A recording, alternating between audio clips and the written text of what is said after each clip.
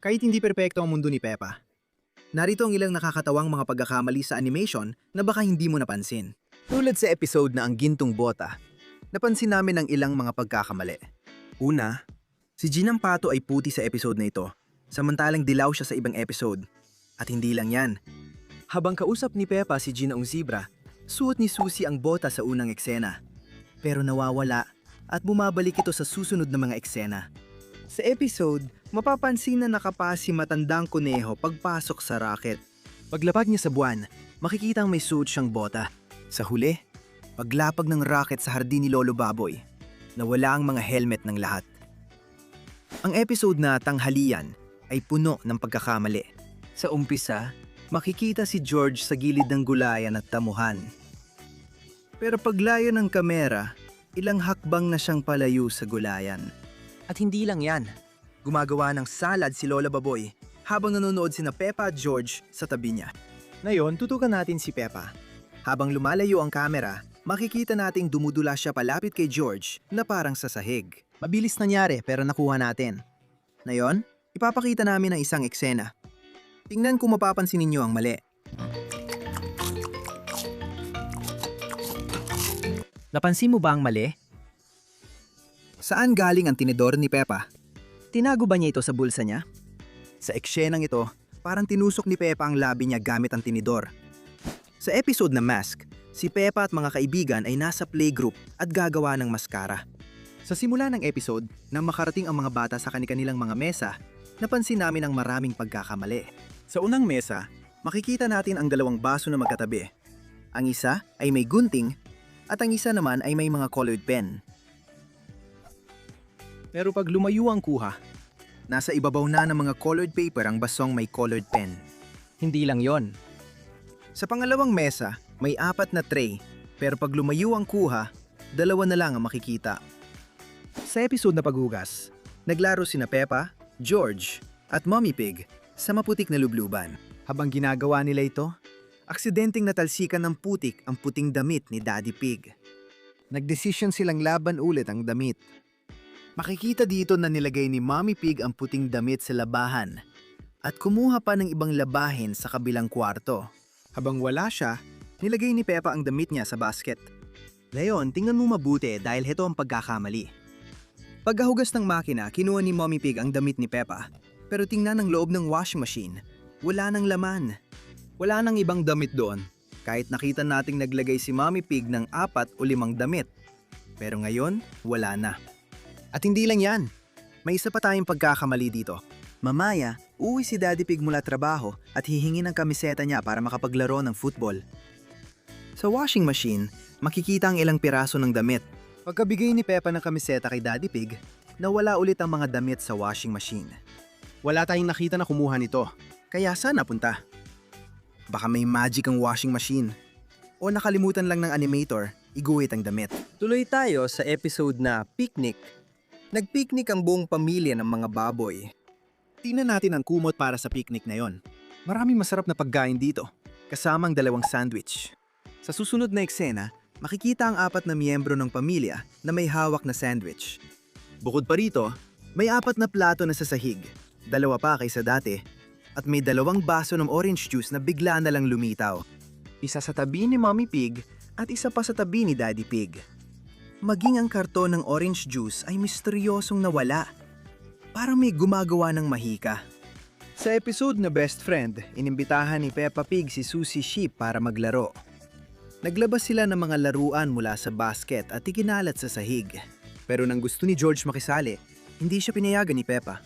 Pagbalik natin sa parehong lugar matapos ang eksena, napansin nating wala na ang maliit na turotot sa tabi ng berdeng kwaderno sa sahig.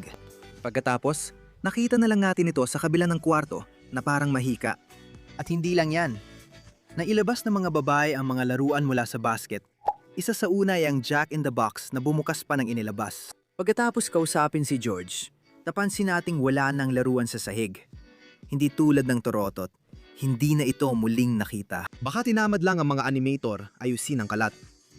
Sa episode na New House, dinala ni Daddy Pig sina Peppa at George sa bahay na ginagawa ni Mr. Bull. Sa bandang huli ng episode, nilagay ni Mr. Bull ang duyan sa tabi ng bahay.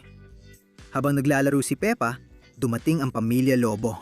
Ngayon, tingnan mong mabuti. Makikita si Peppa sa duyan habang bumababa ang pamilya Lobo mula sa kotse. Nang lumapit sila sa pamilya Baboy, biglang nawala ang duyan. Paano nangyari yon?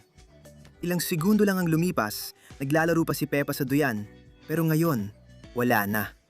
At hindi lang yon, matapos subukan ni Ginoong Lobo ang tibay ng bahay, biglang lumitaw muli ang duyan. Sa episode na bedtime, sa intro, gaya ng dati, makikita natin ang bahay ni Peppa. At sa kanan ng bahay niya, makikita rin natin ang araw na malapit ng lumubog. Ang problema, pag zoom in sa kusina ni Peppa, nasa kanan pa rin ng bahay ang araw. Pero sa loob ng kusina, makikita ito sa bintana. Wala itong sense, isang logical na pagkakamali. Sa parehong episode, habang sabay-sabay na kumakain ang pamilya ng mga baboy, kung titingnan natin ang mga plato nila, mapapansin natin na si George lang ang nakatapos ng pagkain niya. Hindi pa tapos kumain sina Daddy Pig, Mommy Pig at Peppa. Makalipas ang ilang sandali, nang sabihin ni Daddy Pig na pagod siya, muling makikita ang hapagkainan. Kung titingnan natin ang plato ni Peppa, ubos na ito. Hindi ko iniisip na naubos na sa isang subo lang, kaya malinaw na may mali dito. Sa school camp episode, nag-camping sina Peppa mga kaibigan at guro nilang si Madam Gazelle. Pagdating nila sa lugar ng camping, mapapansin natin na may suot na purple na backpack si Peppa. Pero ang pagkakamali, nang magsimula na siyang magtayo ng kampo kasama si Susie, naging pula na ang kanyang backpack. Sa ilang segundo, nag-iba agad ang kulay ng backpack ni Peppa. At hindi lang yon. Habang nagtatayo ng tent sina Peppa at Susie, makalipas ang ilang sandali, lumayo ang kuha ng eksena. At kung lalapitan natin sina Peppa at Susie, mapapansin natin wala na silang suot na backpack. Pagkalipas sa ilang sandali sa episode, habang natutulog ang lahat, lumabas si Susie mula sa kanyang tent na may dalang flashlight. At makikita natin na pula ang kulay ng flashlight. Ngunit ang dumating si Susie sa tent ni Madam Gazelle, naging ube ang flashlight. Seryoso, bakit nagbabago ang kulay ng mga gamit sa ilang segundo? Sa Daddy's Movie Camera episode, may napansin kaming ilang pagkakamali. Nag-almusal sina Peppa at George nang dumating ang delivery ng movie camera ni Daddy Pig. Tingnan natin ang mesa. May 2 mangkok ng cereal at 2 baso ng orange juice. Ilang sandali lang matapos ilagay ni Daddy Pig ang camera sa mesa, nawala ang mangkok ng cereal at ang baso ng orange juice. Hindi lang yon. Sa bandang huli ng episode, isinaksak ni Daddy Pig ang camera sa TV para mapanood ang video. Tingnan mo kung saan nakasaksak ang cable. Nasa ibaba ng TV. Kapag lumapit ang view sa TV, wala na ang cable na nakasaksak kanina. Pero pag bumalik sa wide shot ng kwarto, makikita ulit ang cable. Sa pagpapatuloy sa episode na Kylie Kangaroo, pumunta si Kylie Kangaroo at ang kanyang pamilya sa bahay ni Peppa para bumisita. Pagdating nila sa bahay ng pamilya ng baboy, sinalubong sila ng buong pamilya. Ngayon, tingnan ninyong mabuti ang pamilya ng baboy. Mapapansin nating nasa harap na Daddy at Mommy Pig, sina Peppa at George. Pero kapag naka-zoom in kina Peppa at George, di nakita sina Mommy at Daddy Pig. Kanina nakita nating nasa likod lang sila ni na Peppa at George. May isa pang mas nakakatawang pagkakamali sa episode na ito. Pagkatapos makilala ni na Peppa at George sina Kylie Kangaroo at ang kapatid niyang si Joey, ipinakita ni Peppa kay Kylie kung paano tumalon-talon sa muddy puddles. Ngayon, tingnan mo ang laki ng muddy puddle. Medyo maliit lang ito. Nang tumalon ng ibang karakter sa paddle, biglang nag-iba ang laki nito na parang mahika.